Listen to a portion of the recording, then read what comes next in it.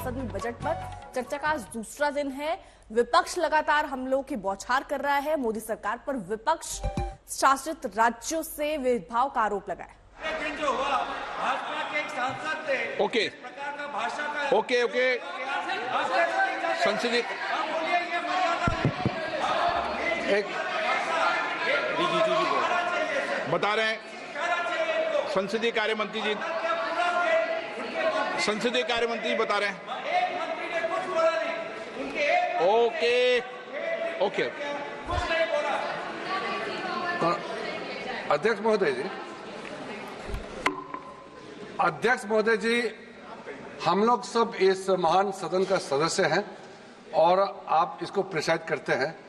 कोई भी सदस्य ऐसा टिप्पणी करते हैं जिससे सदन का गरिमा को चोट पहुंचती है, ये सबके लिए अत्यंत दुखद घटना है।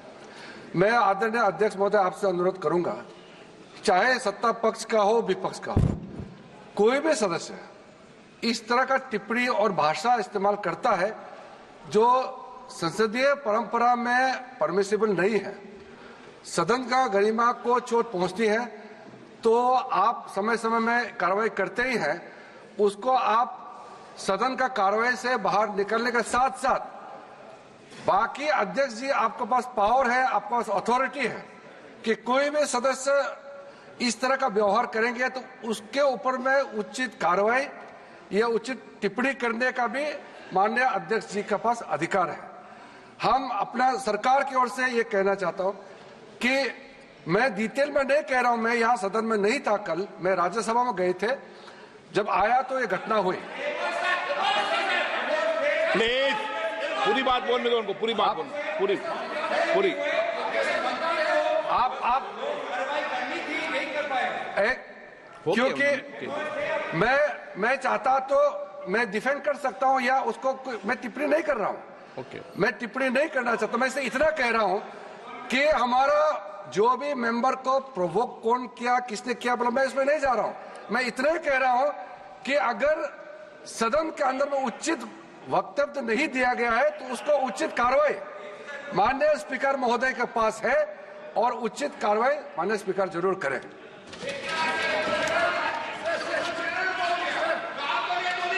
Next question number 41 Pradeep Kumar Panigrahi. No मेरी रूलिंग सुनो, सुनो मेरी रूलिंग, अब रूलिंग दे रहा हूं मैं, बैठो। क्वेश्चन नंबर 41 बैठिए पहले इनको तो बिठाओ। ब्लड प्रेशर आ रहा है।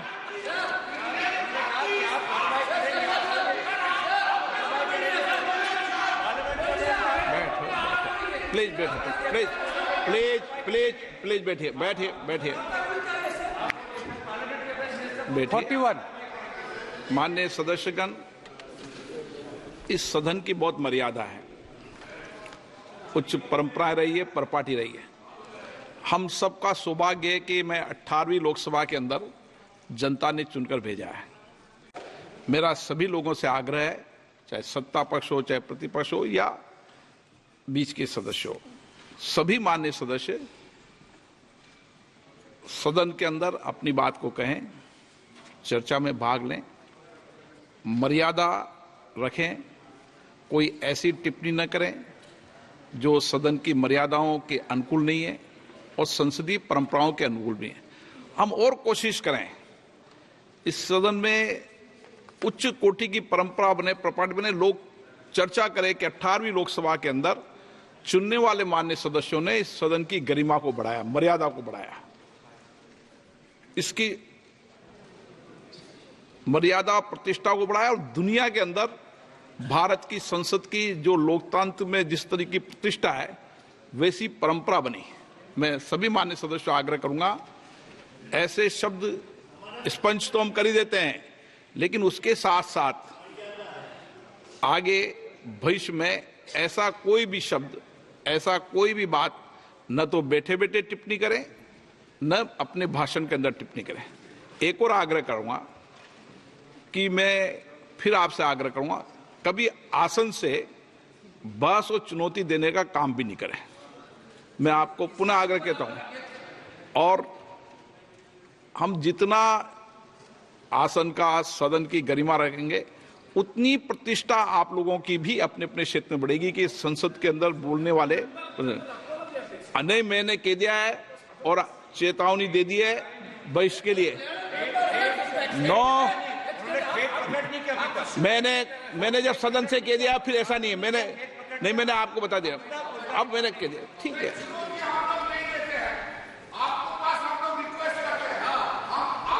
ओके ओके, ठीक। Okay, question number 41 Shri Pradeep Kumar Panigrahi. 41 question number 41, माननीय मंत्री जी। Speaker sir, a statement is laid on the table. माननीय सदस्य। Supplementary question, sir. The Honorable Speaker, sir, will the Minister elucidate the House regarding what measure will the government implement to ensure the transparency, accountability and equity in the carbon trading schemes, particularly in the verification process of carbon credit, while preventing abuses like under-reporting emissions and greenwashing, and how can blockchain technology will be leveraged to enhance tracking and verification, all while fostering participation across all sectors in aligning with India's broader environmental goals. Speaker sir,